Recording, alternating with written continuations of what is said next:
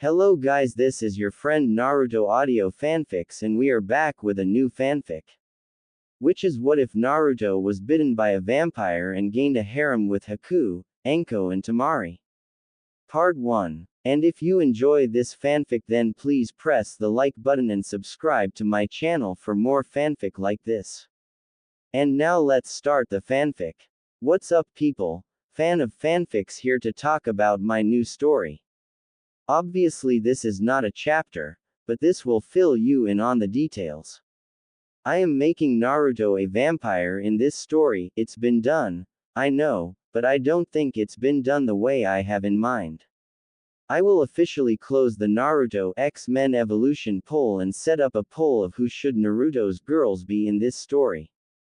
As for Uzumaki X, I'm sorry to say, I lost my spark for this story once the poll opened, so I'm just going to make it a harem and see where it goes from there.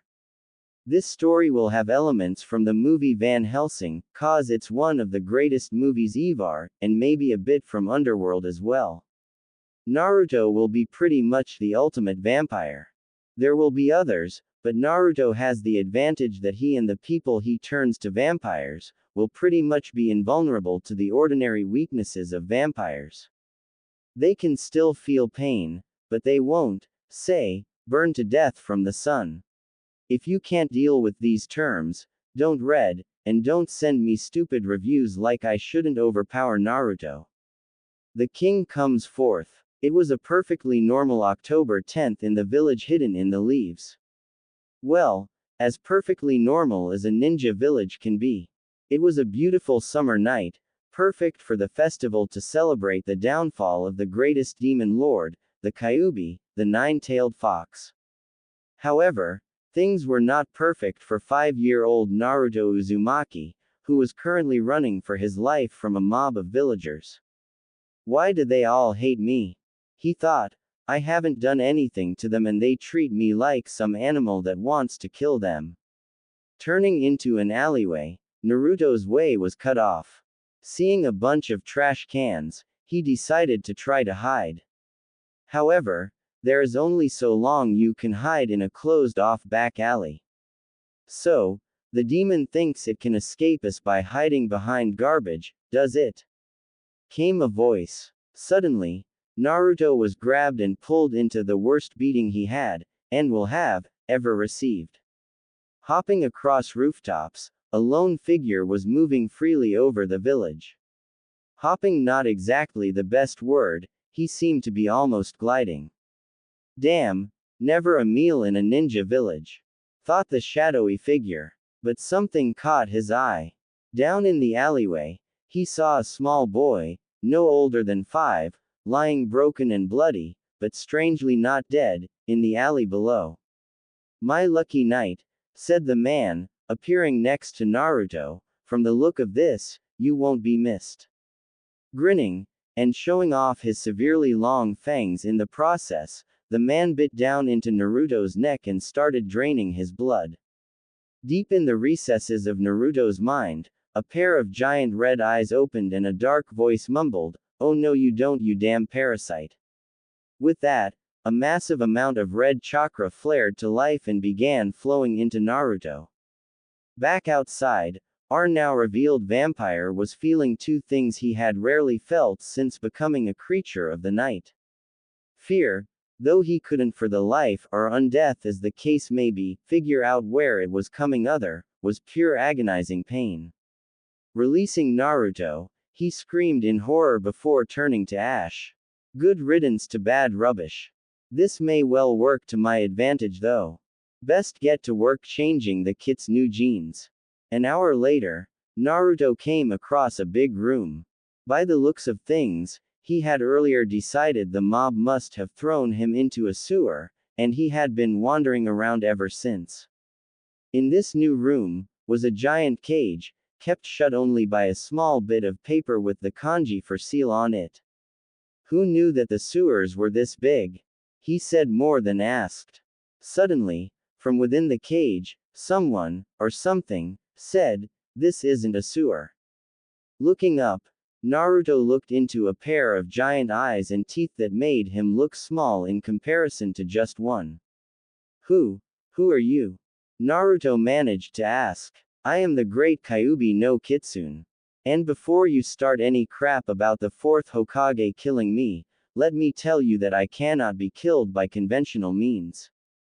The only way I can be stopped is with a very powerful seal, which is why I am here. The fourth sealed me in an insignificant child, you. So that's why everyone hates me, they think I'm you. Some kind of monster, a freak, a demon. Yes, but soon, you will become something beyond even what their minds can comprehend. What exactly do you mean? You have been bitten by a vampire.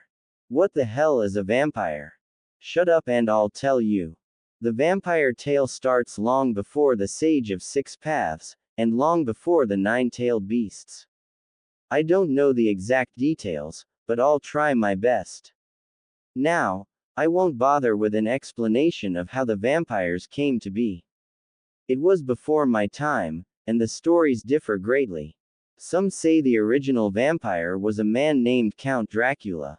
The man became so powerful that only a werewolf could manage to kill him. A werewolf? Quite when I'm speaking whelp. Anyway, the story goes that he was murdered. But he made a pact with the devil himself and returned as a vampire. Other tales speak of a man named Alexander Corvinus. He was infected by a virus that made him immortal. He passed on his immortality to two of his three sons, one bitten by a bat, the other by a wolf, creating the first true vampire and lichen clans. Because I know you're going to ask, lichen is another term for werewolf. Regardless of how they were created, the original vampires were gods compared to the vampires of today. Vampires now can be killed with silver, stakes through the heart, even sunlight can be fatal. You, however, will not be so easily killed. In fact, I've removed most of the weaknesses. I've turned you into a mini Dracula. The only thing that can kill you would be a werewolf, but that species went extinct long ago. Your powers will be impressive, even by shinobi standards.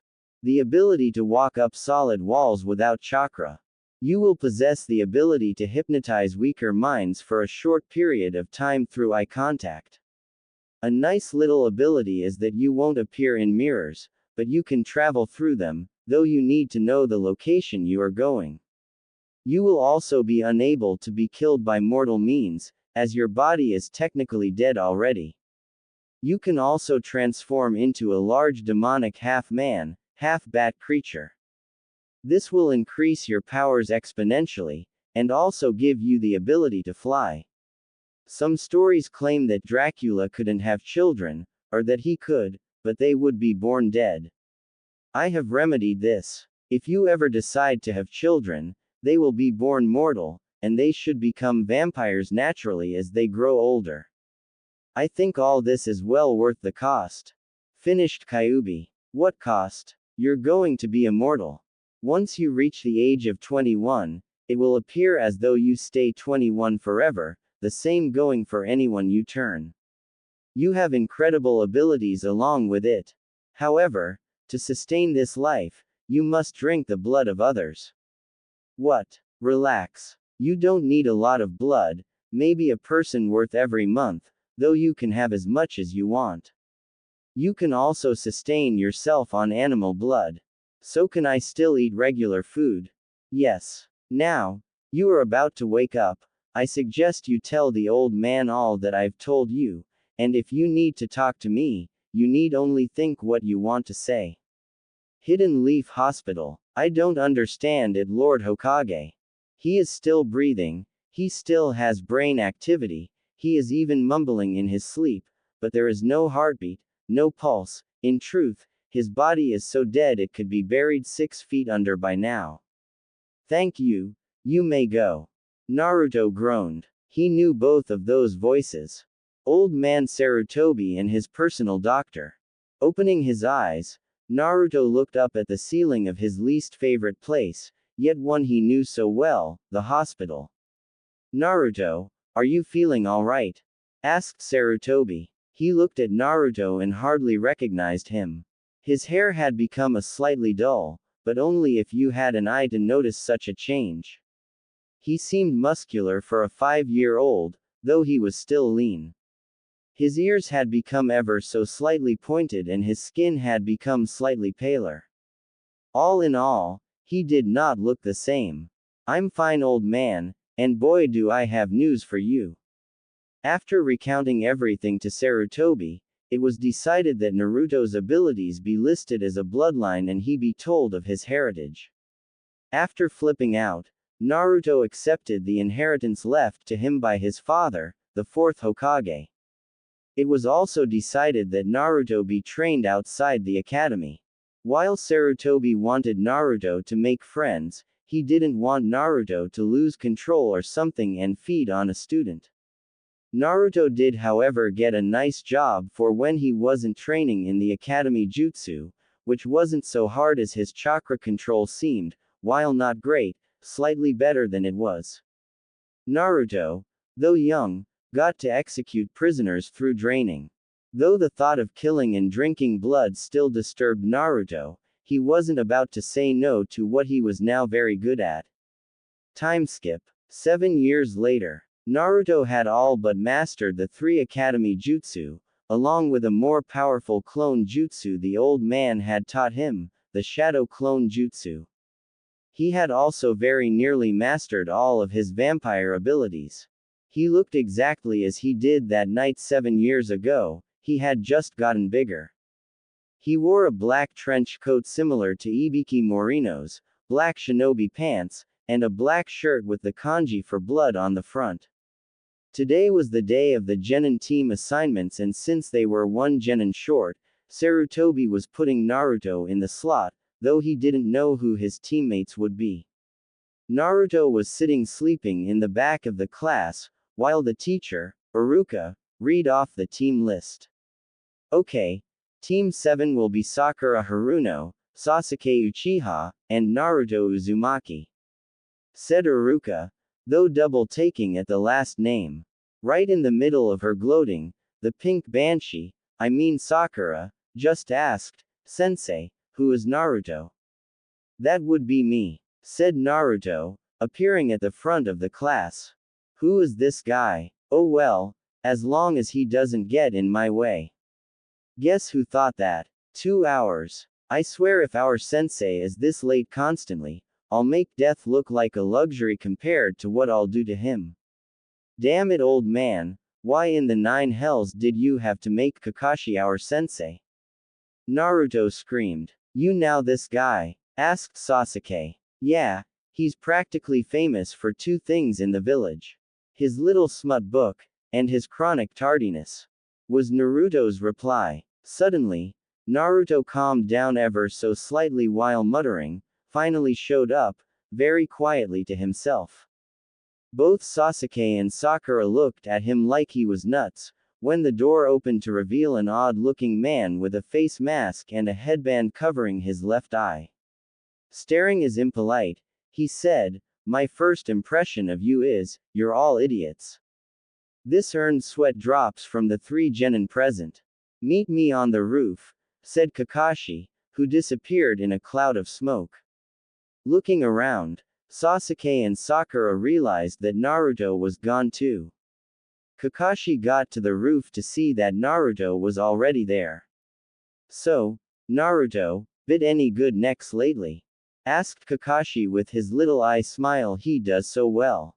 "Not recently, but if you tell these 2 about my bloodline, before I'm ready to tell, it's gonna be you who I feed on next. And if the screams of terror and pain I normally get from prisoners are any indication, it's not very pleasant." Kakashi nodded while making a mental note to keep his distance from Naruto. Finally the other 2 genin showed up. The introductions go the usual way until Naruto's. "My name is Naruto Uzumaki. I like the old man Hokage, training, my side job, and ramen. I dislike arrogant pricks, and my dream, well I haven't really thought about this one. After all, I've got all the time in the world. Okay, Meet me at 7 o'clock tomorrow at Training Ground 7 for your Genin test," said Kakashi. "What? But we're already Genin," shrieked Sakura, bursting several eardrums in the process. "See," she said while pointing to her headband. After getting his hearing back, Kakashi said, "That was the test to see if you were worthy to become Genin. Don't be late, oh, and don't eat breakfast or you'll throw up." The first true mission. Naruto arrived at the training ground at 5 minutes to 9 to a screaming pink-haired bitch, sorry, Sakura screaming at him that he was late, and that, Kakashi-sensei told them to be here by 7. Now, Naruto may not be a conventional vampire, but the sunlight still irritated him. It weakened his powers and made him feel very irate. He may not have the weaknesses of the false vampires, but he was still more of a creature of the night, damn it. Finally, having had enough of her ranting, he took her by the throat and looked her in the eyes. His powers may be weakened in direct sunlight, but he could still hypnotize her weaker mind. She fell asleep and went limp on the ground, much to the relief of Naruto and Sasuke, who was sitting on a lone tree branch. Jumping down, he asked, "How did you manage to shut her up?" "Part of my bloodline," replied Naruto, "it's one of my special abilities granted by it. If you're good, I might show you the others." Now Sasuke was intrigued. "You have a bloodline. Congratulations, you just went from a loser to a noble loser in my book," he said. "Thanks, I guess," replied Naruto, though in his head he was thinking, "Must not kill my team, must not kill my team, must not kill my team." It was around this time that Kakashi showed up with some interesting news. Waking Sakura up, he informed them all that as there was 2 bloodlines on the team, the council had seen fit to pass the team without a test. Kakashi would just be sparring with them to see their abilities and learn where they need improvement. In the end, Naruto was definitely the strongest on the team, and Sakura was definitely the weakest. Hearing the results, the thoughts of the 3 genin went something like this. Even with a bloodline, how can this loser be stronger than me? Once I unlock the Sharingan, I will beat him and resume my title as top genin, and then I'll copy enough jutsu to beat him. Thought Sasuke. Sasuke is still the stronger of the 2. I bet this Naruto guy cheated somehow. Were Sakura's thoughts. That went as expected, and I didn't even have to reveal anything about my bloodline to Sakura and Sasuke. Thought Naruto. Oh, Naruto, by the way, Lord Hokage said that he has a new job for you at the prison, said Kakashi. At this, everyone saw Naruto's smirk turn into an almost evil smile, and though Kakashi saw it, the 2 idiot genin dismissed Naruto's eyes turning yellow and fangs elongating as a trick of the light. What is Naruto's job at the prison anyway? Asked Sakura. Looking up from his book, Kakashi said, oh, he's one of the executioners, causing the 2 genin to gape at the retreating form of their teammate. Time skip. That's it, old man. If you don't give us a higher ranked mission, I'm gonna kill everyone in this room. And I'm gonna start with that cat, shouted Naruto as they had just returned with Tora the cat for the 14th time that week. Naruto was very good at hiding his abilities, much to his teammates' dismay, but if he had to chase that damn cat once more, he was going to go ballistic on anyone he saw. Sweating slightly, Sarutobi said, well, I don't see any problem with giving you a C-ranked mission. Bring in the client. The doors opened and in walked a man that, though probably less to most people, to Naruto's more sensitive nose made Naruto's eyes water with the smell of cheap sake. In an incredibly slurred tone, the man said, these brats are supposed to protect me. The one with the mask looks competent. Hell, I'd even say the one in the trench coat looks okay, but the broody one and Pinky look like they'd run away at the first sign of danger. Naruto could tell something was off, but unfortunately, he was too busy trying to keep Sasuke from killing the new client, and Kakashi looked to be having the same trouble with Sakura. I assure you, we are all capable ninja. If anything goes wrong, I'm a Jonin, so you have nothing to fear, said Kakashi while straining to hold back Sakura. Well, I'm Tazuna, the super awesome bridge builder. I expect that nothing happens to me, replied the self-proclaimed super awesome bridge builder. We'll meet at the gate in 1 hour. Dismissed, said Kakashi before disappearing in a poof of smoke.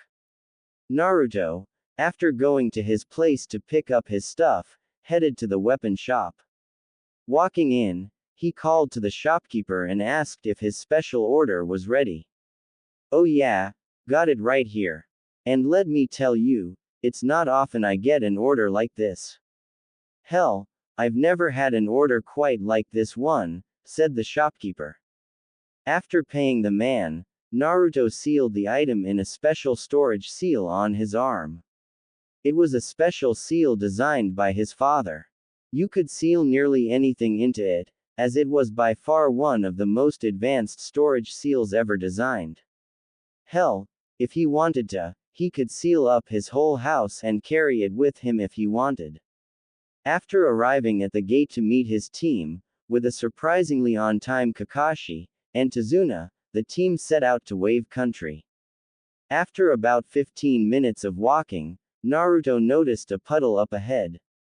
It struck him as odd, seeing that it hadn't rained in weeks. It was then that he sensed them. 2 ninja were hiding in the puddle under Genjutsu. He was instantly on his guard, as was Kakashi. As they walked by, the ninja rose from the puddle and used their connecting chain to rip Kakashi to shreds. What they didn't count on was Naruto's ability to hypnotize. In the time it took the other 2 genin to react, Naruto had already incapacitated the 2 assailants. Simple chunin at best, and they were after Tazuna, I believe. I knew something was up, thought Naruto as Kakashi appeared and explained his substitution. He then proceeded to interrogate Tazuna, who gave them a sob story about his poor family and village being sucked dry by some guy named Gato. The team decided to continue the mission, so all that was left was to figure out what to do with the demon brothers. May I have them, Kakashi-sensei? I haven't had any in a while, and these 2 might want to know a little more of my abilities, said Naruto. Sure, Naruto. Tazuna, you may want to turn around and plug your ears, said Kakashi, putting his nose in his little orange book. Sasuke and Sakura watched with horror as Naruto's eyes began to glow an eerie yellow, his fangs elongated, and his mouth opened to an incredible width. They couldn't stop themselves from watching as he drained the 2 dry, couldn't drown out the screams of terror from the demon brothers. When it was all over, both genin threw up at what they had witnessed. Turning around, Naruto walked up to the rest of his team while wiping some extra blood from his mouth. Stepping up to his 2 sick teammates, he said, and that is why I have never shown you any of my abilities. Gaining the guts to say something, Sakura managed to get out a very shaky, Naruto, you're sick. Just what the hell was that? Asked Sasuke, putting in his 2 cents. That would be the cost of my bloodline, replied Naruto. It was at this point that Kakashi decided to step in. You see, Naruto's bloodline is very unique. It grants him a number of special abilities, however, in order to sustain his life, he has to drink the blood of others, hence his other job at the prison. These 2 look like Bane got a hold of them. Everyone turned around to see Tazuna examining the bodies. Bane is a ruthless thug who works for Gato. He usually hangs around the town at night, as nobody's ever seen him around during the day. Anyone who faces him ends up dead, without a drop of blood left in their veins, he explained. Hey Fox, are you thinking what I'm thinking? Definitely a vampire, but let's see if he can withstand a true vampire. The guy's a vampire, said Naruto.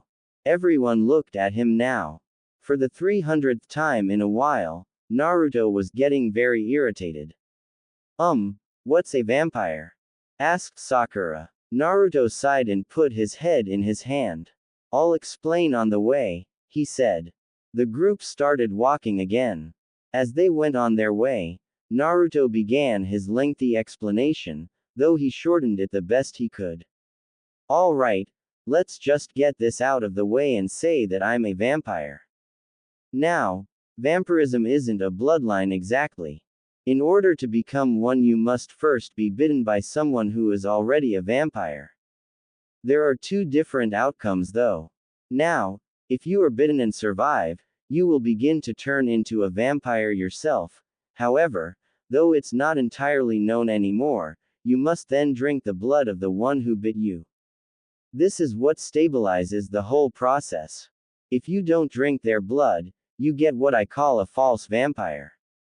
To compare, I as a true vampire am to a false vampire as a jonin is to a genin. However, this is because false vampires have several weaknesses that I do not and does not take into account any skill they already have, if they're a ninja for example. Now, the thing you have to learn about all vampires is that there are certain things that make us beatable. I tell you this for two reasons. One is that I don't have the weaknesses of false vampires. And two is that if we are going to work together, the old man thinks you should at least know a little about me.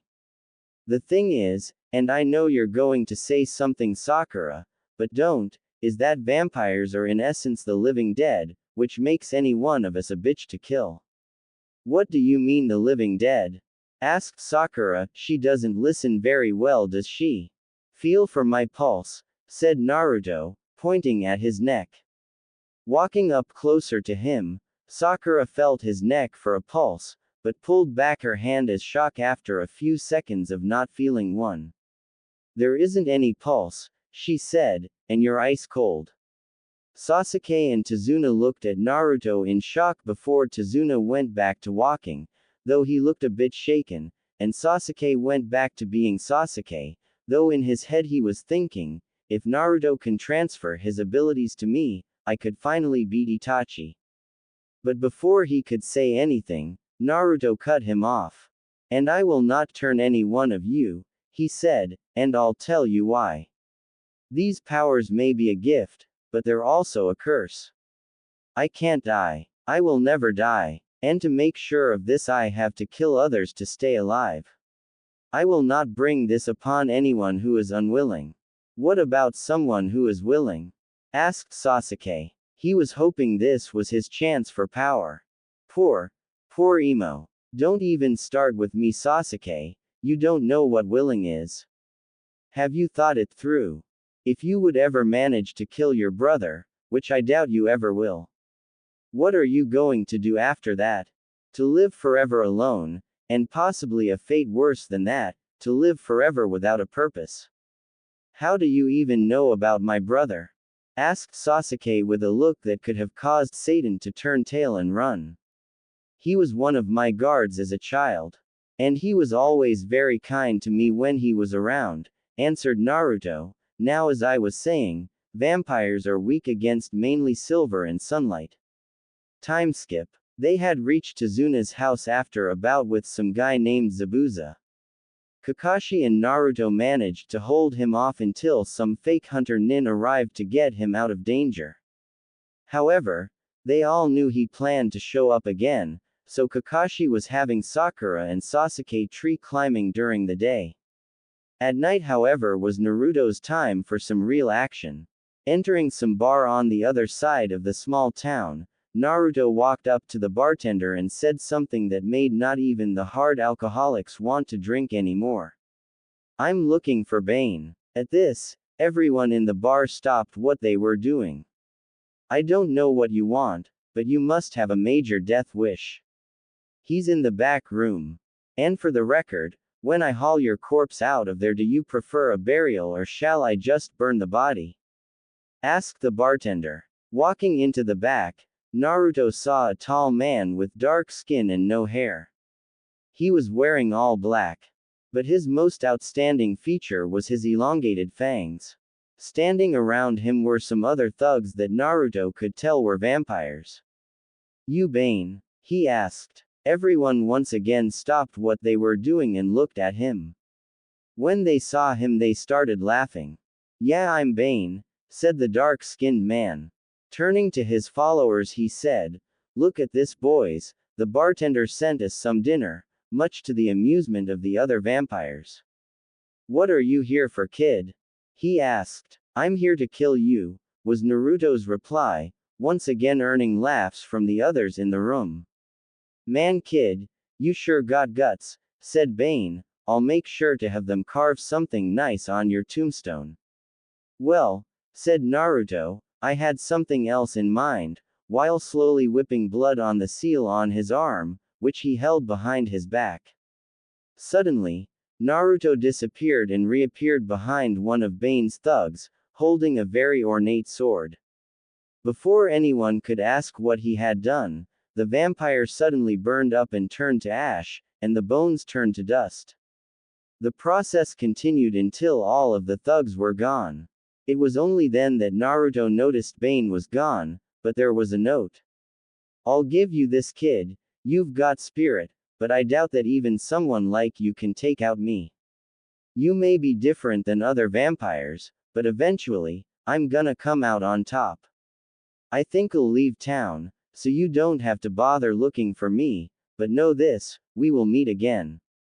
That's a promise. And so it begins, muttered Naruto before heading back to Tazuna's house. A few new players enter the game. Naruto stood out in the forest cleaning his sword. But this was by no standards an ordinary sword. Naruto custom ordered this sword to be made of pure silver. Not much good in an actual fight, but positively deadly against vampires. He had been training in swordsmanship for 3 years and now he was ready to put it into practice. Slicing his hand and wincing slightly at the burn of the silver, Naruto drew some blood and made the hand seals for the summoning jutsu. Suddenly, with a poof and a bit of smoke, a bat as tall as an average human stood before him. Naruto remembered how he got this contract. It had belonged to a prisoner, but was confiscated and the prisoner was killed. Not a bad taste either, thought Naruto. After finding out what animal the contract was for, Naruto struck up a deal with old man Sarutobi and the contract was given to him and listed as a clan summoning contract. Giving the bat a scroll, he said, bring this to my informant, and tell him it's urgent. With a bow, the bat took the scroll and said in a feminine voice, as you wish, my lord. It then proceeded to take off into the night sky. Resealing his sword, Naruto decided to sleep outside, and slowly relaxed under the moonlight as he drifted off to sleep. The next morning, Naruto sensed a presence coming up to him. Taking in her scent, which he had to admit intrigued him slightly, Naruto realized that whoever this girl was, she was the fake hunter Nin that was helping Zabuza. Deciding to play with her for a while, Naruto decided to speak. So, he said, how is that old eyebrow-less freak Zabuza? With that, she was on him with several Senbon needles pointed at his neck. She really needed a lesson why you should never get too close to a vampire, especially if you didn't have the right weapons. Gathering a small amount of strength, though much less than he could if it wasn't for the damn sunlight, he hurled her off of him and slammed her into a tree. Watching her get up, Naruto knew what was coming but didn't move as she threw her Senbon with deadly accuracy and they sank into his neck. She watched as he fell to the ground in a heap and went to inspect the body. Leaning down to check for his pulse, but feeling none, she began to stand up, but jumped when his eyes shot open and he yelled, "Boo!" Chuckling, Naruto got back up and unceremoniously ripped the Senbon from his neck, which healed instantly, and threw them onto the ground. Was that supposed to do anything? He asked. How are you still alive? Asked the girl. Naruto chuckled and walked up to her. Who says I am? Because they're a dirty liar. Fact of the matter, my dear, is that I'm already dead, so you may as well just sit down because you won't be able to take me down and I have a deal for you, said Naruto. If you're dead, how are we even having a conversation? Asked the girl. I'm sure if you are working for Gato that you know a man by the name of Bane, replied Naruto. So you're like that creep, just perfect. This girl was seriously getting on Naruto's nerves. Calming himself, Naruto looked into her eyes and said, yes and no, now sit. The girl was about to protest but found her legs moving on their own. Huh, said Naruto, while sitting down across from her, I didn't think that would actually work. Now, tell me your name. Sighing, she said, my name is Haku, but isn't it polite to give your own name first before asking another's? How rude of me, said Naruto, my name is Naruto. Naruto Uzumaki. Well Naruto, you said you wanted to make some kind of a deal with me. Said Haku. In time my dear, replied Naruto, but first, it might be to both our advantage to tell each other a bit about ourselves, because if you say something I don't like, I can kill you before you even realize what you said to piss me off. Time skip. Later that night, Naruto was sitting out in the woods when he heard a rustling. So you came, said Naruto. Behind him, a figure appeared from the shadows behind him. Just as you requested, my lord, said the man from the shadows. How many times do I have to tell you, you are my best and most trusted friend? Why do you insist on calling me lord? Asked Naruto in an annoyed tone, while walking up to the man. 1. Because it irritates you so much, and 2. Because I am eternally grateful for what you have done for me. You even told me yourself that I am the only one you have ever turned. Speaking of turning others, when are we going to find you a girlfriend? I'm getting there. Now do you have what I asked for? Asked Naruto. The man nodded and took out a scroll. It seems that your friend Bane was once a Jonin from the village hidden in the mist. I found some records from his time. He is, confirmed, dead. Not very thorough in their search, were they? Anyway, from the date of his death, he seems to have become a vampire before you were even born, so he has you in experience. He is ruthless, and smart, though nowhere near Nara intelligence. It seems he has made himself king of all of the false vampires, as he is by far the most powerful of them.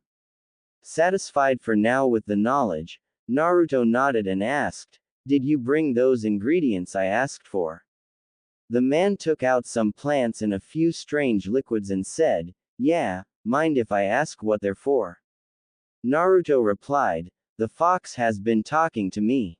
With these ingredients mixed just right, and fusing them fully using his demonic chakra, we can use this little mixture and inject some poor soul with it to recreate the lichens.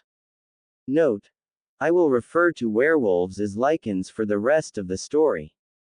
Why would you do that? I thought that you could be killed by lichens, and for that matter, so can I. What if you can't control this person? Asked the man from the shadows. That's what this is for, said Naruto, pulling out a scroll. Taking it, the other vampire noted that there was a very complex seal array inside. This is a control seal. From what the fox has told me, with chakra, a lichen could change at will and control themselves, but only at night, and only on nights without a full moon. When there is a full moon, they'll pretty much go ballistic. This seal is one of my own creation, using ideas from the caged bird seal of the Hyuga clan. Once a lichen transforms, the surge in chakra from the transformation will activate the seal. They still have free will, but the seal itself will make them unable to disobey a direct order from a true vampire. The vampire shook his head and sighed, okay, but if this goes south, I'm going to laugh at your corpse and shout, I told you so. With that, he began to transform into a giant half-man half-bat creature. Once the transformation was complete, he let out a horrible shriek and took off into the night. The next morning, Naruto awoke to find that the rest of the group had left for the bridge. There was a note left for him confirming the fact. Getting ready to go over to the bridge, Naruto just finished putting on his clothes and making himself look perfect, not that he could tell, as he didn't show up in the mirror. It was around this time that he heard a scream from downstairs, and by the sound of it, it was coming from Tezuna's daughter. Looking out the mirror, he saw two thugs with swords dragging her out of the house, and he watched as her annoying son ran out after them. Sighing, Naruto decided he may as well save them, though it wasn't part of the mission, and he didn't particularly like the boy, as he had made a comment a few nights before about Naruto and the rest of the ninja having an easy life. Needless to say, it took every ounce of his willpower not to kill the boy then and there. "You freaks, let my mom go!" yelled Inari as he rushed at the two thugs dragging away Tsunami, Tezuna's daughter. "Hey look, the kid wants to play," said the first one. "How about this game? The closer you get, the sooner you die," said the other. They started laughing as Inari got closer. Finally, the first one looked at Inari and said, "Whoops, you lose," and brought his sword down on the now in range boy. But before it could chop him in half, it was stopped by something. By the looks of it, a shoulder blade. Looking closely, he took in the appearance of the teen that had interrupted his kill. He had blonde hair, bright blue eyes, and 3 whisker marks on each cheek. He was sporting a black trench coat, black pants, ninja sandals, and a red t-shirt with sporting the kanji for blood. Pulling the sword out, he saw the newcomer heal instantaneously. Before he could contemplate further on this, the boy grabbed his arm and used his own sword to impale him through the head. His partner, though frightened, ran up to the blonde and started to swing wildly, eventually managing to slice his arm clean off. However, if he was looking for a win, he was mistaken, as the blonde picked up his severed arm and reattached it, the tendons and nerves reconnecting until he saw the skin pull over and heal seamlessly without leaving any sign he had been injured. Grabbing the man by the throat, Naruto looked over to Inari and said, "Turn around and whatever you do, don't look." Scared stiff, the boy complied. "Please, have mercy," begged the thug still in Naruto's clutches. "Sorry," said Naruto, all out of mercy. Naruto had planned to just drain the poor bastard, but he had another idea when a cloud suddenly covered the sun, and he felt a rush of his strength. Pulling back his unoccupied fist, he rammed it forward and literally put his fist into the thug's stomach. "Cool," said Naruto, "I can feel your spine." As he said this, the still alive thug felt a surge of pain and began coughing up his own blood, which to his horror, Naruto wiped some off with 2 fingers and slowly began to lick the blood off. "What the hell are you?" the thug managed to gurgle out. Naruto looked him straight in the eye and said the last 2 words he would ever hear. "I'm complicated." With that, Naruto gripped his spine tight and pulled, ripping the man's spinal column to shreds, and the man went limp.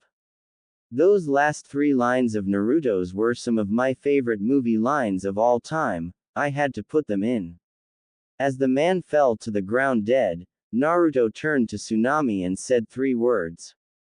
"Burn the bodies." With that, she saw Naruto begin to transform into a horrible man-bat creature and take off in the direction of the bridge. Tezuna's bridge. While Kakashi seemed to be gaining the upper hand against Zabuza, Sasuke was not having as much luck with the fake hunter Nin. "Damn it! This guy is moving too fast for me to see. If I don't find a way to beat this mirror jutsu, it's more than likely gonna stay that way," he thought. Suddenly though, his thoughts were cut short by a horrible shriek, causing him and everyone else to try and peer through the mist for the source. "It appears our fight is over for now, Uchiha, as Lord Zabuza and I have some business to attend to," said the fake hunter before all the images disappeared, followed shortly by the mirrors themselves. And as though some signal had been given, the mist finally cleared, letting Sasuke see Zabuza and the hunter standing next to a giant creature. Then, before his eyes, the creature transformed into Naruto and he seemed to be talking with Zabuza. With Naruto, Haku, and Zabuza. So, do we have a deal? I assume we do or you wouldn't have stopped the fight, said Naruto. What deal? You just said something about us gaining near immeasurable power. You haven't told us what you want, replied the demon of the bloody mist. Always right to the point, aren't we? What I want is simple. I offer you protection and power. You join the Leaf Village and Haku agrees to join my clan as one of my wives. At this, the eyes of everyone within hearing distance widened. Nothin' doin', said Zabuza, we'd be willing to join Konoha, but Haku isn't going to be used as some toy. As much as I hate to admit it, she's like a daughter to me. Yes, but you see, unless she joins my clan, the two of you cannot actually enter the village safely. I may be loyal to the Hokage, but as it is, the council has more power now. They would more than likely turn you in for the bounty, and Haku would be given to someone like the Uchiha on my team, who will use her as only breeding stock. As you are now, if you ran, you would probably get captured by another nation's hunter nin, and I also know you are tired of running. I can see it in your eyes. Deep inside those eyes you have the look of a man who simply doesn't give a damn anymore, finished Naruto. Zabuza was about to retort, but was stopped by Haku putting a hand on his shoulder. I'll do it, she said, but not for the reasons you think. Naruto, you have shared the curse that is your life with me, and it is similar to mine in many ways. You also have a look in your eyes, one that screams for companionship, though I doubt you would ever admit to that. However, what I believe most of all, is that while your heart may no longer be beating, it doesn't mean you don't have one. Naruto looked touched for a moment before realizing what he was doing. He quickly schooled his features and in a matter-of-fact tone said something that seemed to make a chill run up everyone's spine. It's going to be a pleasure proving you wrong, my dear. Suddenly, clapping was heard from across the bridge. Tazuna and all the shinobi present looked to the other end of the bridge to see Gato, thug army behind him, clapping at all the events.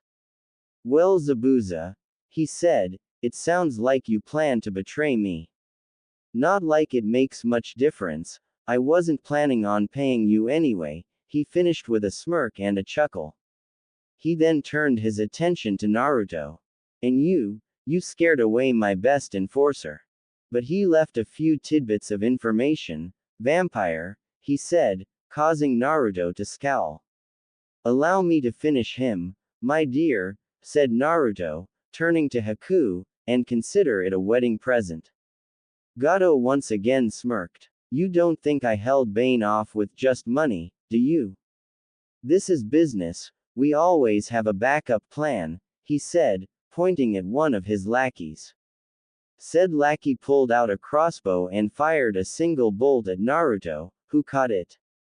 However, he soon screamed in pain, as his hand started on fire. Quickly throwing the now recognized silver to the ground, it too was in flames, and melted on the unfinished bridge as if it were in a forge. Holding his hand, which was healing at a great deal slower rate, Naruto sent a glare and snarled at the now laughing crime lord.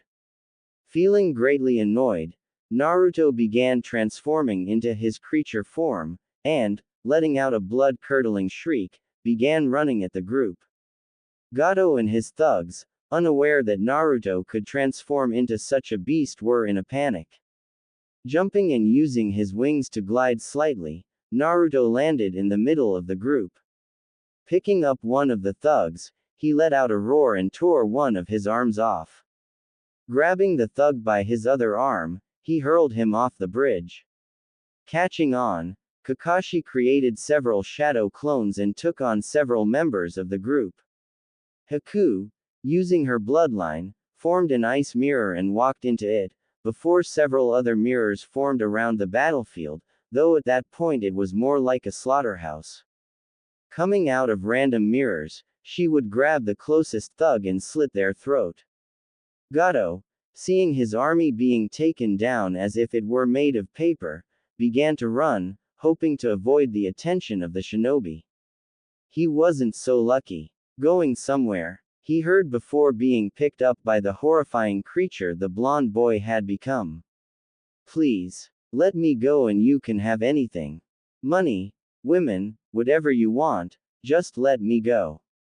Naruto appeared to ponder it for a moment before saying, okay, I won't kill you, much to the relief of the crime boss. However, that relief turned to dread when he continued, but, I guarantee he will, indicating Zabuza. Hey Zabuza, catch, he called out, throwing Gato over to the waiting man. Swinging his sword, it appeared as though Gato had gotten by unscathed, but when he landed, his upper body separated from his lower body. Zabuza had cleaved Gato clean in half. Upon seeing this, Sakura promptly threw up. Sasuke, who had watched the whole event take place, was absolutely furious. Why didn't he have power like the others had? That fury turned to fear and excitement however when Naruto, back in his human state, turned to Sasuke and said, do us all a favor Sasuke, make them extra crispy, before linking arms with Haku and disappearing. Turning to Kakashi, who nodded, Sasuke used his grand fireball jutsu to burn the bodies of Gato and his men. Time skip. The next morning. Bowing, Naruto thanked Tazuna and his family for their hospitality before the group set out for Konoha. Naruto himself was surprised at Haku. He had just turned her that morning, and he had expected her to be weak from the process. However, she seemed just as strong as ever as she walked along beside him. Though she was a tad bit paler and seemed to be trying to adjust to her hated senses. As the group continued on, Naruto pulled out a bottle of something and took a swig. He then offered some to Haku. Taking a drink, her eyes widened and she began drinking as if she had been in a desert without anything to drink for days. Naruto, asked Sakura, what exactly is that? Though she knew she wouldn't like the answer. You remember that army of thugs? Well, I kept some of them to drain later. That would be their blood, or what's left of it anyway. Upon this announcement, Haku spit out what she had in her mouth and threw the bottle away, only to have it be caught by Naruto. Come now, my dear. You knew that you would have to drink blood sooner or later.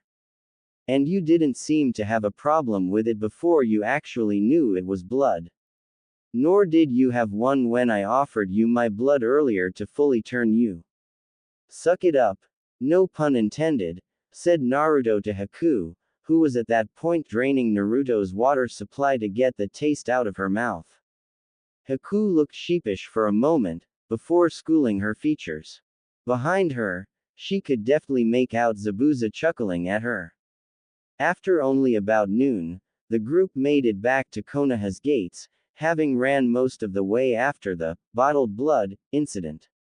Reporting to the Hokage's tower, Kakashi gave the mission report. Afterwards Naruto gave his support for Haku and Zabuza, and officially put them under his clan's protection. Once everyone else had left, Naruto asked Satobi to officially marry them then and there. So now, after showing Haku and Zabuza the Namikaze estate, he decided to give Haku a tour of the village. However, he had more than leisure time with his new wife on his mind as they entered the Hyuga clan compound. Halt! State your business here, said one of the guards, Byakugan active. Yes, Lord Hyuga should be expecting us, replied Naruto in a no-nonsense tone that caused Haku to wonder what was going on. The two were brought into a beautiful Zen garden, where the Hyuga clan head was waiting for them. Walking up to Hiashi, the two vampires bowed before Naruto and Hiashi smiled at each other. Hello Naruto, I see you finally found yourself one of your brides, said the clan head. Yes, Which is actually why I am here, to expand my family a bit further, as I am sure my shadow clone explained, replied Naruto. Ah, straight to business as usual, said Hiashi. Yes, your clone did give me quite a bit to think about concerning my daughters. So, do we have a deal? Asked Naruto, causing Haku to roll her eyes. He sounded like he did yesterday when she accepted his proposal. Yes, as a matter of fact we do. I have already sent a branch member to bring Hinata's team here as witness, and I have sent my nephew Neji to bring both my daughters here. Ah, here they are now. Haku turned to see three people walking in. One, a boy who appeared older, had brown hair and the famous Byakugan eye. The second one appeared to be a very timid girl, who poked her fingers together as they walked. She too had the Byakugan eye but had midnight blue hair. The last one was a girl, who appeared to be 7 or 8 years old. Like the others, she had the Byakugan eye and had brown hair. Next, another group walked in. Naruto recognized them as two of the genin rookies, though he couldn't remember their names, just their clans, and their sensei, Kirine Yuhi. As they all gathered, Hiashi took an official-looking document out and, using blood, which for some reason made Haku feel excited, he signed his name on the paper, after which he applied chakra, making his signature turn black as ink. Afterwards, Naruto did the same and the insignia of the Hyuga and Namikaze clans were stamped on as well. He had Haku sign it also. Finally, Kirine's signatures as well as her team's were collected, though they had no idea what they were witness to. Putting the paper away, Hiashi looked at the entire group. An agreement has been made for an alliance between our clans, he said. To seal the alliance, Lord Namikaze, I present to you my daughter, he continued, earning gasps from everyone aside from Naruto and Haku. Lord Hyuga, you can't be serious, said Kirine. You would marry off Hinata to someone she doesn't even know. As she said this, both Naruto and Hiashi looked at each other before laughing. What is so amusing about this? Demanded Kirine. It's simple, said Naruto, I don't want Hinata as my wife. The deal is that Hanabi be adopted into my clan as our daughter, he finished while wrapping an arm around Haku, once again earning gasps from the others. You see, no offense to Hinata personally, but she would never be able to handle the vampiric bloodline. She is too gentle, too kind. She wouldn't last in my clan. As for adopting Hanabi, I am not only already married, I am a clan head, giving me clan status, and as a shinobi, I am an adult in the eyes of the village. She herself is still only 8, but I am 16, twice her age, so don't say anything about that. As for the other reasons I have chose Hanabi, is that she has been greater influenced by the Hyuga Council than Hinata, and is exactly what I believe a vampire should be like. Not only that, but with Hanabi gone, Hinata can become clan head without question, and eliminate the caged bird seal you all hate so much. It's pretty much an all-around win for everyone involved, aside from the Hyuga Council. Kirine looked thoughtful for a minute before responding, that actually makes a lot of sense. Doesn't it though? Said Naruto.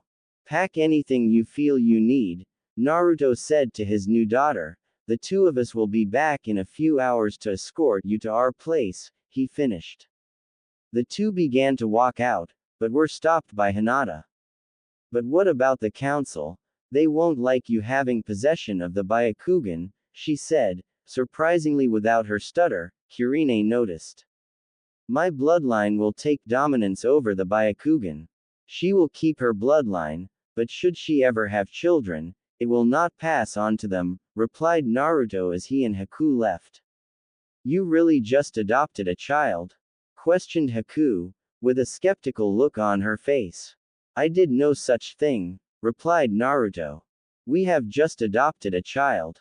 At this declaration, Haku smirked and said, You try to deny it, but your actions are proving me right. Right about what? Asked Naruto, seeming for the entire world completely oblivious. That you really do have a heart. You care, and we both know it, replied Haku in a sing-song voice, before taking off running. Realizing what she said, everything clicked into place before Naruto began to chase her, shouting, "You take that back." Back in the Hokage's office, Sarutobi chuckled at the antics of Naruto and his new spouse. She seemed like she could make him, at least for a while, really get back his humanity. He knew that if she had anything to say about it, she was going to get Naruto back to his old self, bit by bit. Putting away the crystal ball, he replaced it with a small orange book. "Take it back, Haku," shouted Naruto. He hated to admit it, but he was actually enjoying himself. "Make me, my dear husband," yelled Haku between bouts of laughter. She too hadn't had so much fun in years. No more running from real Hunter Nin, and no traveling from place to place earning a living by killing. Okay, technically she still had to kill to live, or would at some point, but she thought she could handle it. Turning around a corner, she suddenly stopped cold. As Naruto ran up behind her, he too stopped. In front of them were two people. Though they couldn't see their faces, one appeared to be a girl, slightly older than themselves. She had blonde hair tied in 4 pigtails in 4 different directions. The other wore a black suit that made him look like a cat. They could tell by the voice that this one was male. In his hand, he had the Hokage's grandson Konohamaru hoisted into the air. Across the alley stood Sakura with 2 other children, probably Konohamaru's friends. Seeing the cat guy preparing to hit Konohamaru, Naruto in the blink of an eye grabbed cat guy's wrist and twisted it sharply, threatening to break it. Haku quickly came up behind the blonde girl and held her senbon to her neck, though she was trying with all her might to keep from biting and draining the girl.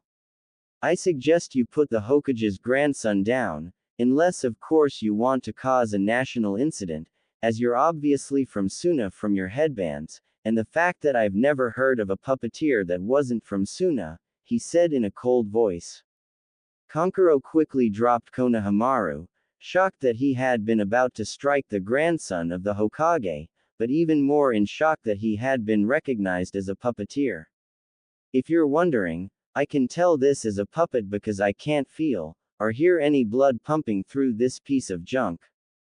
Turning to the tree nearby, he continued, "You can come down now, I know you're there."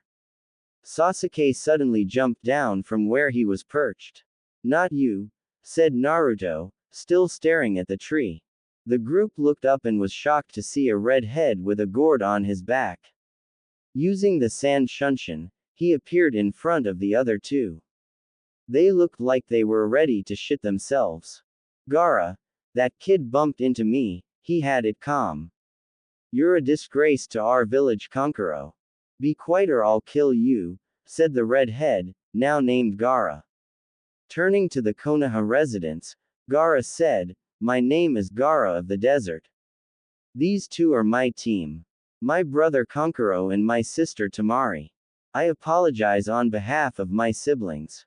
No harm done. You're here for the Chunin exams, aren't you? My name is Naruto Uzumaki. These are my teammates, Sakura Haruno and Sasuke Uchiha. You are correct, Naruto Uzumaki. We are here to participate in the Chunin exams. You are interesting, I hope to face you in the exams.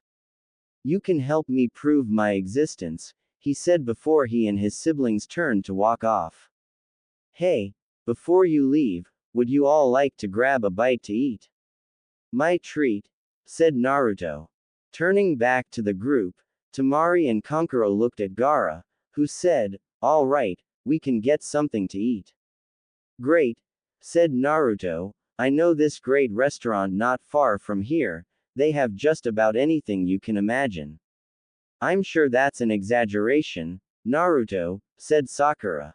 Turning to his pink-haired teammate, Naruto replied, they even serve my special drink. I think it's the only place in the village that does.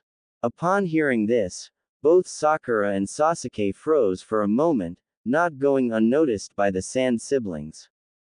Naruto and Haku took the lead, followed by Gaara. Temari leaned close to Sakura and asked, "What's so special about his drink?"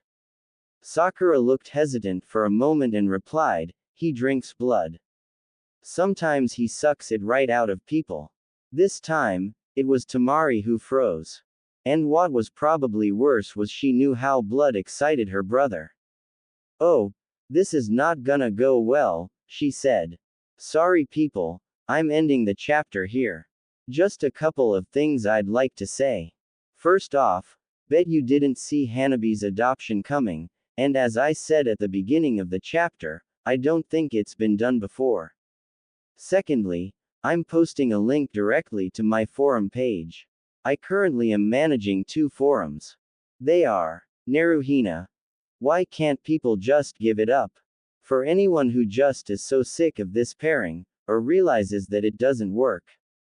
It's not Ichiraku's, but even I couldn't get old man Ichiraku to get blood on the menu, said Naruto, as the group walked into a grill and bar restaurant.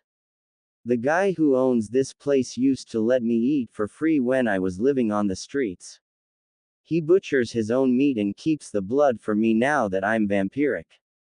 As if to make his point, an older man at the bar, a former shinobi if anyone could guess by the way he carried himself and the many scars on his body, waved the group over to a table near the bar. "Naruto, my boy, what can I getcha?" "The usual I'm guessing," said the man, a warm smile on his face as the group sat down. "Better make it 2, Naifu, I've made a friend," replied Naruto, wrapping his arm over Haku's shoulder. The man, now named Naifu, smiled and walked to the back room. "What kind of name is Knife?"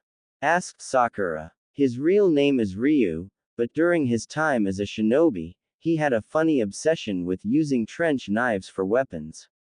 And not just that, he always carried one wherever he went, even picked his teeth with them. From what I hear, you can't step into his apartment without stepping on something sharp and pointy. Naifu is just a nickname given by his shinobi friends and it was so stupid and unoriginal it just kinda stuck," replied Naruto, shrugging his shoulders as Naifu came back in with 2 tall glasses of pig blood for the newlywed couple, making Gaara watch with wonder as sand seemed to fly around him oddly. "You forgot to mention my sharp wit and devilishly good looks," chuckled out Ryu. As the group ordered, Temari and Kankuro looked on nervously at their brother. Gaara himself watched in awe as the 2 vampires downed their glasses of blood and ordered 2 more. All through the meal hardly anyone talked aside from Naruto, who seemed to pay no mind to the look of bloodlust in Gaara's eyes as the sand whipped and swirled around the red head. It wasn't until Gaara's curiosity was piqued that he even said one word. "Why exactly do you drink blood?" he asked, his voice taking on a hint of excitement at the mere word. "It's a vampire thing," was his reply from Haku, who went back to drinking her own glass of the pig's blood. Gaara was about to inquire further, interested in these vampires as she called them, when an empty liquor bottle was thrown at the back of Naruto's head, smashing on the back of his skull. The boy could have easily dodged it, having known it was coming, but instead chose to let the man take his shot. After his childhood he was used to such things. Turning around, Naruto noticed a drunken man stumbling his way across the bar toward them, a look of utter hatred adorning his face. All of it aimed at Naruto. As the man got nearer, Naruto stood and turned to face the man, his face never losing its eerie calmness. "Hey demon boy, you've overstayed your welcome here. Why don't you just leave the village and do us all a favor?" slurred the man as he got closer to Naruto. Both Gaara and his siblings raised their eyebrows at the demon remark. "Sir, you're drunk. I suggest you go home before you get hurt," replied Naruto calmly, before turning his back to the man and preparing to get back to his meal. "Don't you ignore me, beast!" shouted the man as he pulled out a knife and stabbed it into Naruto's spine. The group saw Naruto wince for a moment before turning around slowly, allowing them to see the knife lodged a good 2 inches in his back. The man looked shaken and backed up against the wall, his confidence beginning to leave him.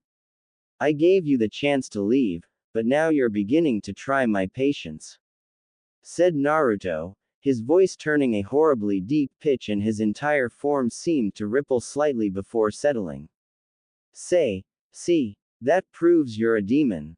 Everyone knows it, you can't hide in that form forever," said the man. Naruto in the blink of an eye had the knife out of his back and threw it at the drunk, stabbing through his hand, pinning it to the wall he was against. "You want a demon? A beast? You've got one," shouted Naruto, as his form began to ripple and grow, becoming the same creature he had become the day before on the bridge, making even Gaara move away slightly. Naruto walked slowly toward the man as he struggled to get free, to no avail. Naruto got close enough to the man and grabbed him, pulling so hard he ripped the man's hand from the wall. He made his way over to the door, man still in hand, and flew out of the restaurant. The rest of the group, even Gaara, quickly ran outside as well, to see that Naruto had flown several thousand feet into the air and continued to fly upward until they couldn't see him or hear the screams from the drunk anymore. They all stood there, staring up into the sky for several minutes, before they could make out the form of the drunk, falling at an incredible rate toward the ground. The man fell, hitting the ground hard enough to shatter every bone in his body. Fortunately, he wasn't alive to feel it, as evidenced by the fact that no blood flowed from his many wounds. Seconds later, Naruto, back in human form, landed next to him, impacting hard enough to form a decent-sized crater. Standing up and dusting off, he looked at the wide-eyed group and just smiled sheepishly. Sorry you all had to see that. Should we get back to our meal?" With that, he simply strolled back into the restaurant as if nothing had happened. Haku, who wasn't nearly as disturbed as everyone else, just followed her husband back into the building as well. They were soon followed by the rest. All 3 of the Sand siblings creeped out. Gaara noticed that even Shukaku was silent, something he wasn't used to. As they got back to the table, they once more saw Naruto draining glasses of blood. Naruto, I think I'm gonna go," said Sakura, looking almost as pale as the vampiric teen. "Yeah, I think I'll head home too," said Sasuke, really wanting to get away from the blonde. That left Naruto, Haku, and the Sand siblings. Once his teammates left, Naruto suddenly became serious as he turned to Gaara. "Now then, what's a demon container doing here?" he asked, causing the 3 to freeze. Gaara's sand once more began swirling around him. "Don't be so serious, you're among friends," said Naruto, lifting his shirt, showing them all the seal array that covered his gut. "After all," he said once he had finished, "you didn't think you were the only one in the world, did you?" The siblings suddenly went wide-eyed, even Gaara. The boy had known that there were others like himself, but didn't know he was having lunch with one. "So, which one do you contain?" asked the sand manipulator, though after reading the leaf's history, he already had a pretty good idea. "The 9 tails," Naruto answered. "As for you, based on your manipulation of the sand, and the fact that you come from Suna, leads me to believe you to contain the 1 tail, Ikibi no Shukaku, right?" His response was a slight nod from the boy. "I take it that the officials in charge of the exams have no idea of your condition then," continued Naruto. "Meaning you either didn't want people meddling in your private affairs, or you didn't tell because you've been sent in as a weapon against this village." The sand trio all tensed, but Naruto put his hands up to calm them down, chuckling slightly. Don't worry, I know all about your invasion. Jiraiya isn't the only one with a spy network. It's amazing what uses you can find for hypnotic powers.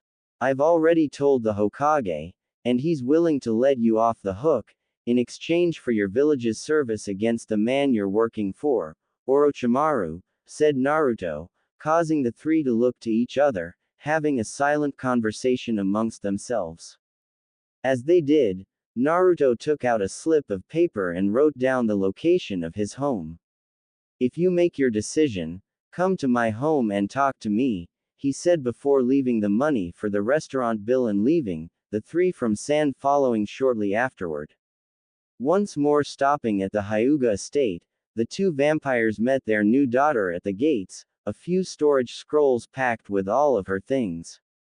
Are you ready? Asked Naruto. When he got a confirmation nod from the girl, he indicated for her to climb onto his back, gaining an incredulous look from Haku as the girl climbed on and Naruto transformed, startling Hanabi to the point that she nearly jumped away from him.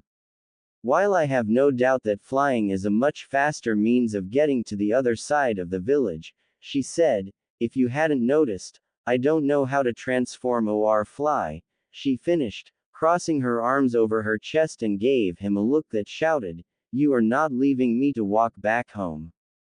Just focus chakra across your body in whatever way feels most natural to you. Let everything go and your body will do the rest. As for flying, it just comes naturally. It did for me at least. Haku did as she was told, and before Naruto's eyes she began to grow and change. Wings began to sprout from her back and her hair grew longer and more wild. When the transformation was finished, Naruto couldn't deny he liked what he saw. Standing where Haku had been, was a creature of beauty. She stood taller than Haku, though not nearly as tall as himself. She had 3 talons on each foot with another in the back of her foot.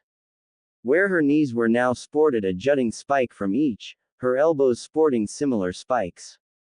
Her wings resembled his own, and she currently had them wrapped around her like some form of cape or cloak. Her hands had become like claws and her skin covering her body was a pale blue color. Her hair now reached down to her butt, but was much more wild than it had been previously.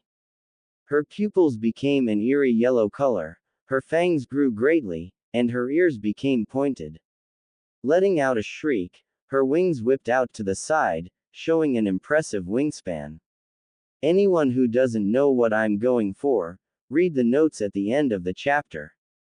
Letting out a horrible shriek of his own, Naruto took off with Hanabi, Haku following closely. She noticed that it was much easier than she had originally thought. Hanabi, who wasn't exactly expecting this particular mode of transportation, screamed as they climbed high over the village on their way to Naruto's clan compound. However, she soon lost her fear and began to enjoy the ride, and looking at the village from as high up as they were was an incredible experience for the young girl.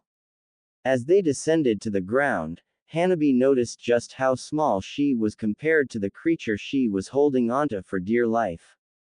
It didn't last long, however, as both her new father and mother reverted back to their human forms.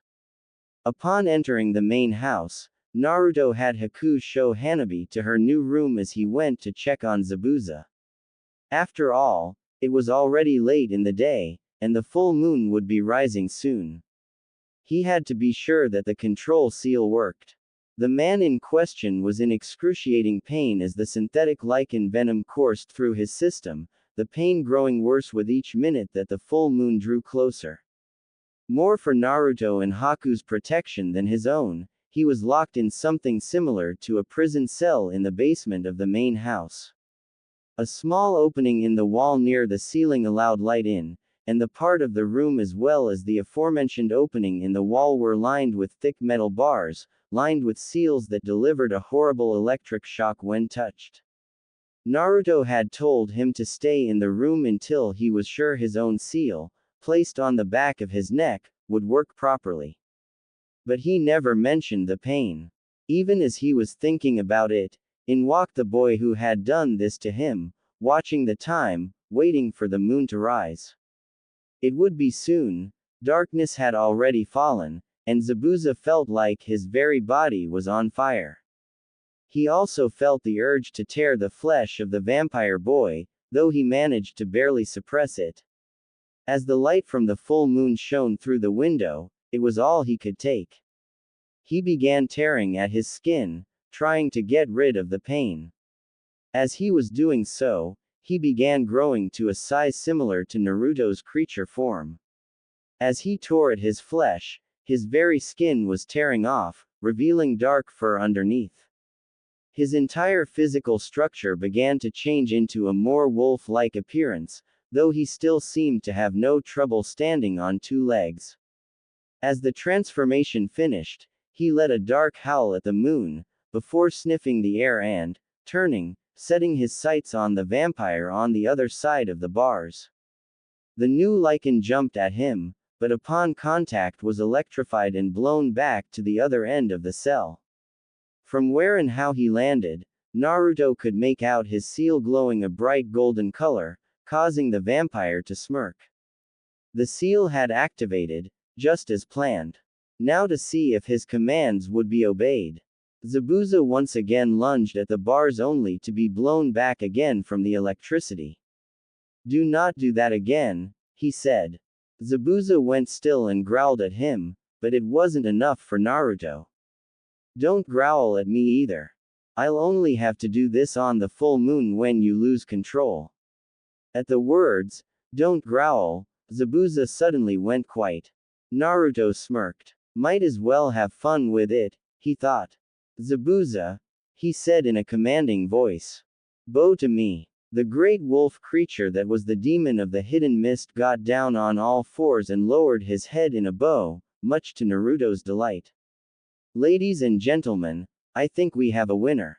After Naruto had checked to make sure the seal would hold up and work as he planned, he left Zabuza to his own crazed devices and went to see where his new family had gotten to.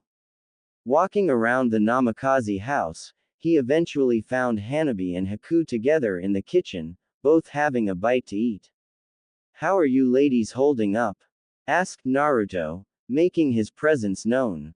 "Fine. We've taken Hanabi's things to her room and unpacked.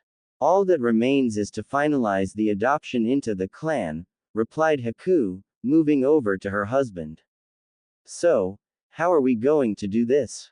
Will it be you who turns her, or will you have me do it?" "We will wait a while longer," said Naruto. "When we turn her, I think it only fitting that we both have a hand in it." "What are you both talking about?" asked Hanabi. Naruto sighed, before walking toward Hanabi, bending to her level. "You are going to gain our bloodline. There is nothing to worry about. There will be a brief moment of pain, but the rewards are great," said Naruto. Hanabi looked him in the eyes, before saying with confidence, "I'm ready now." Naruto just smiled, before replying, "I bet you are. However, your mother and I have things to do, so for now, I say make yourself at home," he said.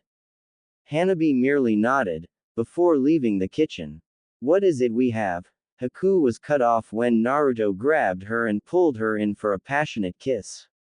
She was surprised. Naruto hadn't actually kissed her at all until now.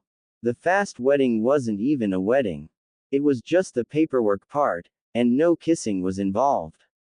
But as surprised as she was, she found herself pulling him in to make the kiss deeper. After what felt like forever, they finally pulled their lips apart. "Did I show you the bedroom yet?"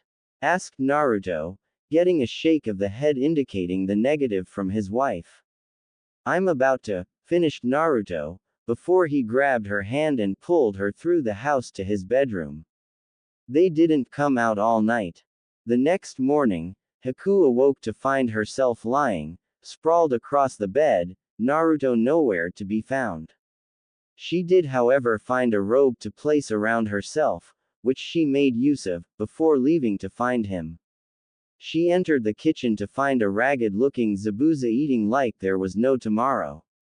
"Lord Zabuza," have you seen Naruto by any chance?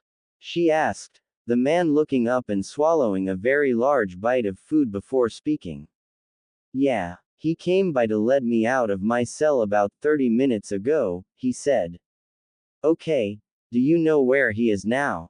She asked. All she got in response was Zabuza shoveling in more food before pointing outside. She left the house and walked in the direction that her master had been pointing before she wandered into a Zen garden. Inside the garden area, sitting on a large rock, was her husband, sitting in a meditative position, meditating. She was about to leave, but was stopped. Don't go, he said. Come sit with me. Haku complied and sat next to the rock. Why are you out here? I thought that just because you can be in the sun, doesn't mean you like to be, she asked. I enjoy the sunrise. While the sun may be irritating, the moments just before and just after sunrise are moments of pure peace. Perfect for meditation. For a moment, I can feel a semblance of life from within. You have no idea how peaceful it is to be able to feel deeply in tune with your own chakra, replied Naruto, never leaving his position, or opening his eyes. That actually brings up a question. If you're dead, how are you producing chakra? Asked Haku. I used to wonder that myself, but the fox explained it all to me. Chakra is the combination of physical and spiritual energy of a person. The spiritual energy comes from my soul, which is still attached to my body, just as your soul is still attached to your body. The physical energy is produced because while I am technically dead, several functions of my body still operate, said Naruto. Oh, I guess that makes sense, said Haku. Now, said Naruto, let's see if that daughter of ours is awake. If she is, we'll turn her this morning. With that, Naruto got up and helped Haku out of her seated position. Now, he said again, to do this right, we both have to drain a bit of her blood, and she has to drink both of ours. Haku nodded as they walked through the large house toward the room Hanabi was staying in, finding the girl awake, writing something down in a journal of some sort. What have you got there? Asked Naruto, causing Hanabi to quickly hide the journal behind her back. Nothing, she said. It's just a diary that sister gave me. Well, after today, you'll be able to start a whole new chapter, replied Naruto. We are going to give you our bloodline. Are you ready? Hanabi just nodded her head. Good, said Naruto, before at the same time whispering something into Haku's ear, getting a nod from her as well. Naruto and Haku both got down to Hanabi's level. This will hurt for a minute, said Naruto, moving in and gently piercing her neck, draining a bit of the young girl's blood. It took everything Hanabi had not to yell out in pain. After a short time, Naruto pulled out, and Haku did the same thing on the opposite side of Hanabi's neck. Once she had finished her part, Hanabi dropped to the floor. Her breathing became shallow, and all the color had been drained from her face. Taking out a kunai, Naruto slashed the palm of his hand, offering it to Hanabi, telling her to drink. She did so, but the more she drank, the more furiously she began to drink. Enough, said Naruto, pulling away, his hand healing instantaneously, his form rippling slightly. Now it was Haku's turn. She did exactly as Naruto did, cutting her wrist and offering it to Hanabi, who gladly drank. Once Naruto told Haku that the girl had had enough, Haku pulled away too, her wrist healing just as Naruto's had. Hanabi just lay with a blank expression on her face, before suddenly, she began convulsing. Haku knelt down and stroked the girl's hair.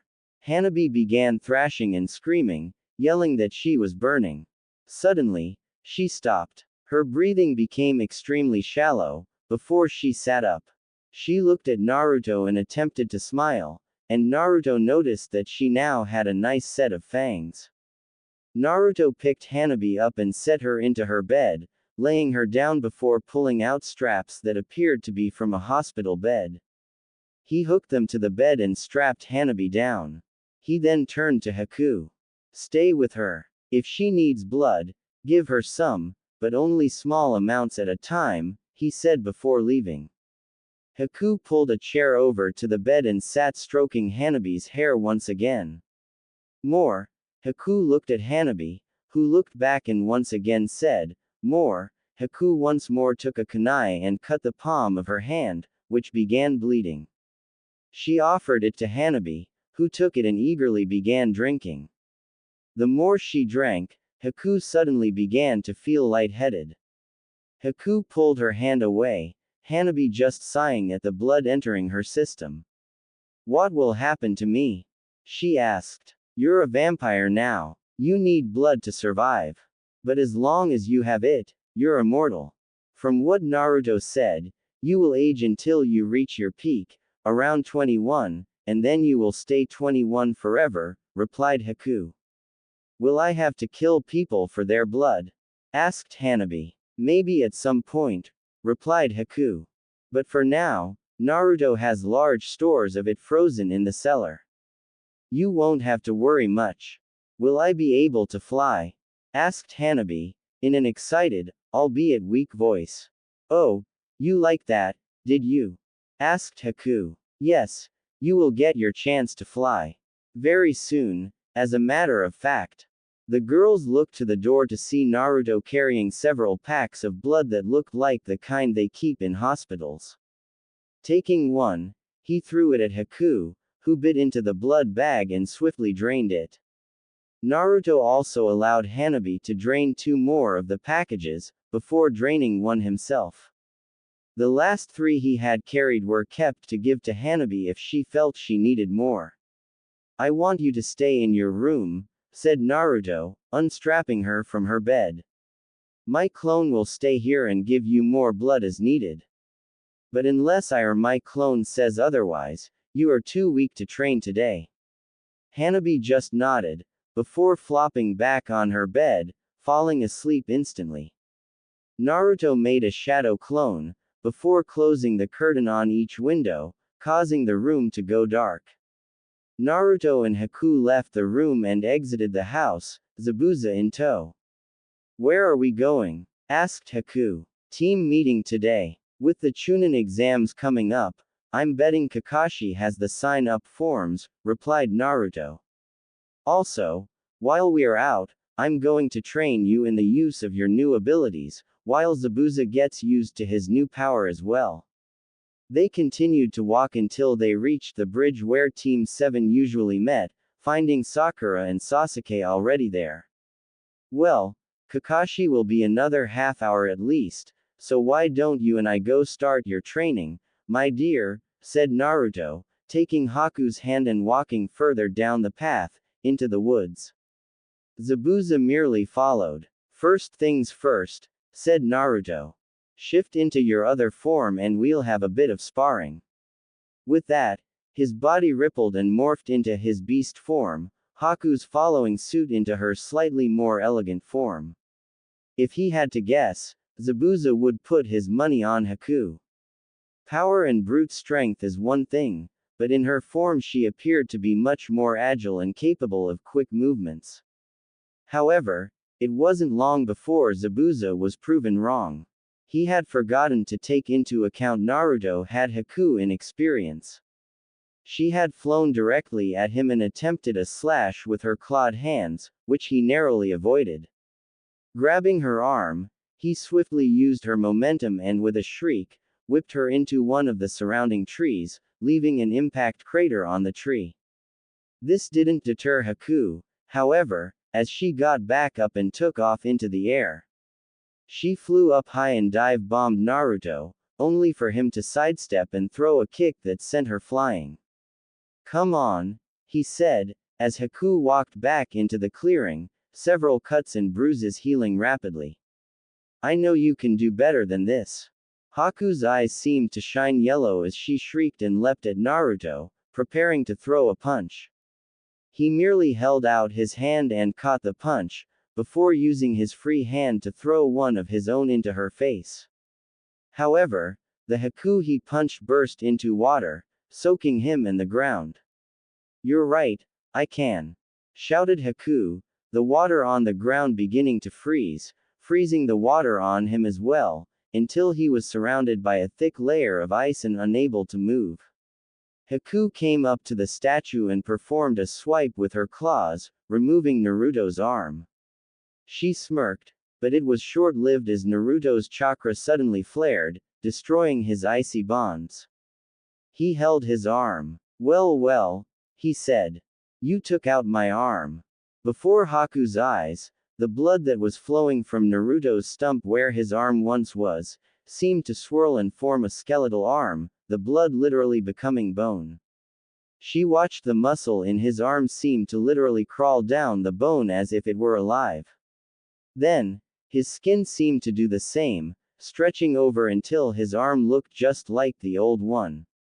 "Allow me to return the favor," he said, disappearing before reappearing beside Haku. She once more went to punch him, and he once more caught it. Grabbing her wrist, he twisted her arm, before slamming his arm down on her elbow, effectively shattering it and making her scream out in pain. She jumped back and held her arm. It was already beginning to put itself back together, regenerating at a rate she didn't believe possible. Whipping her arm out to the side, there was a sickening crack as her bones all realigned and fixed themselves. She smirked before walking calmly up to him. She wasn't nearly as tall as he was in beast form, so she flew up and kissed him dead on, causing Zabuza to look disgusted. When the kiss ended, Naruto said, "I think that's enough sparring for now," before he reverted back to his human form. However, there was more to his decision than the kiss. He could feel Sasuke watching, while also Kakashi had arrived. As Haku became human-looking once more, Naruto took her hand and the two walked, Zabuza following, back to the team meeting spot.